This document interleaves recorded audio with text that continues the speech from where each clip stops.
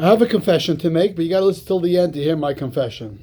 So, a 90-year-old person comes running into the priest's office as priest. I've been married for 70 years. I've been faithful my whole life, but lately I've not been so faithful.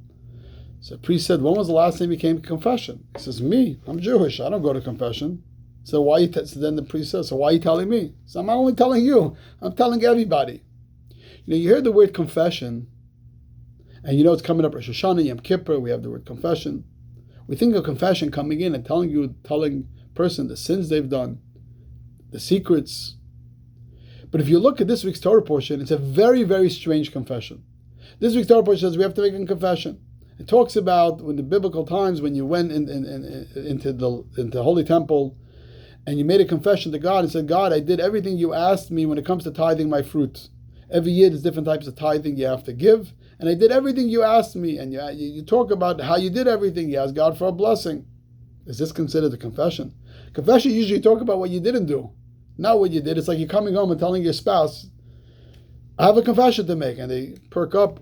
What is it? And you say, well, I was really great. I washed the dishes. I took out the garbage. I did a great job in whatever the project you gave me. That's not a confession. That's you complimenting yourself. What's going on here? So what's happening over here is the Torah is telling us it's important for people to realize something that modern psychologists realized recently, but the Torah always said. It's important for people to verbalize from time to time how good they are, how beautiful they are, how successful they are. Not in a generic, meaningless, and foolish way, and certainly not in a haughty or arrogant way, but rather in a very specific, directed, and focused manner. There's always one area that you're successful. There's always one area in your life that you could talk about it.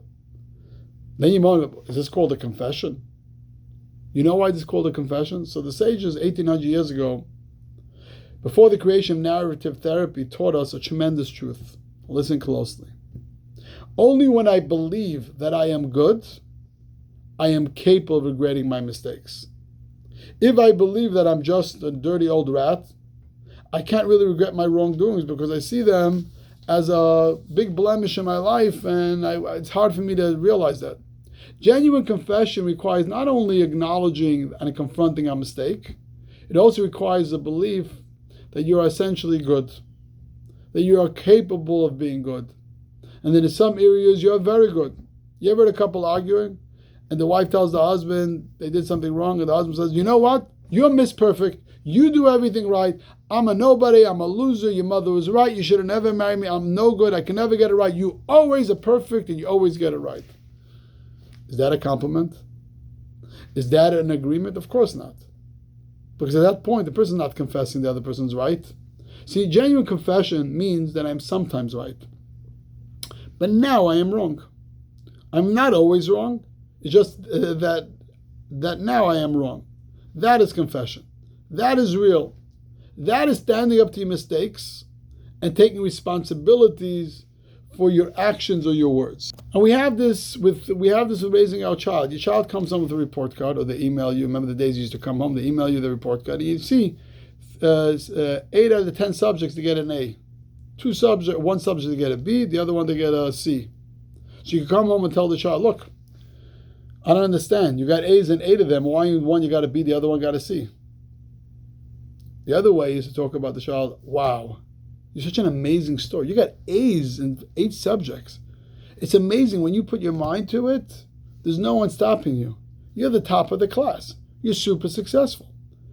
And then after talking about that for a while, you say, okay, now how could we take that motivation and drive you have for these 8 subjects and bring it to these 2 subjects? And you could also help you in these 2 subjects. You see, what you do is you lift up your child. You tell them how great they are. And at this point, you're just telling them, I want you to appreciate why your marks in all the other subjects is not befitting for this subject. But you don't say it directly. You inspire them to be better. And through this method, you will make him believe that he's truly capable of doing better. And this is such an important lesson before we come to Rosh Hashanah Yom Kippur, New Year. We're all confessing. We're going to confess. And this is a message for me and for you and for all of us. When you counter a Jew, when you counter another person, and that includes yourself, You may have many blemishes. I have many blemishes, sins or mistakes. Don't tell them how bad he is, how bad she is. Tell him how good he is and how good he can be, how much God loves him and needs him. And then he will automatically want to remove the clouds blocking his inner sunlight. And that's the confession that I want to make before the year. I want to make a confession that I'm a great guy. I'm an amazing person. I'm just kidding. That the confession is that we always have things that we have to correct ourselves. But the first thing is we have to focus on the good qualities that we have and how special we really are. That's my confession, how special I am, LOL. And that will give us the strength to focus on things that I need working on. And if you think I don't need anything to work on, just ask my wife. That's the confession that we're going to make today. The confession we're making today is to tell everyone and tell ourselves how special and great we are and how many good things we do in life.